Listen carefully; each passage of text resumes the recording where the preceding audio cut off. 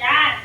Tell others about your new relationship with God. Ito, English, Tagalog. Parang mas maintindihan. Yan. Sabihin sa iba tungkol sa iyong bagong relasyon kay Yesu Cristo. Yan. Ito, kanina natin. About tell others, bakit kailangan sabihin? Tawag dito. Example na lang natin as, kahit as, nyari, wala kasi mag-jowa dito.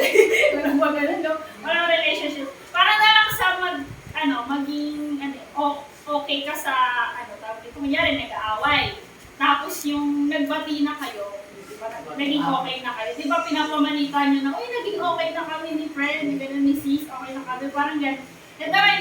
Ito yung example natin, tell about others, tell about your new relationship with God. Sabi nga, di ba, ito nga, yan. Kaya kung sino man ay nakay Kristo, siya ay bagong nilalang. Ang mga bagay na luma ay lumipas na.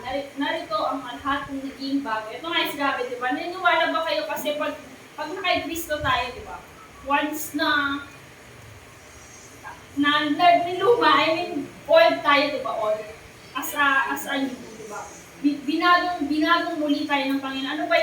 Ano ba yung pinaka-goal natin as a Christian? Di ba kailangan i-share natin yung natanggap natin as a personal savior natin si God.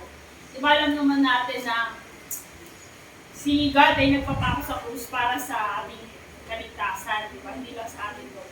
Sa ating magagawa ito. Sabi nga daw sa Marcos, pabasa para Marcos chapter 5, ito na.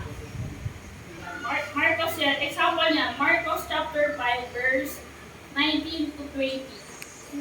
Ikaw ba, Sean? 19, tapos 20 si... Di ako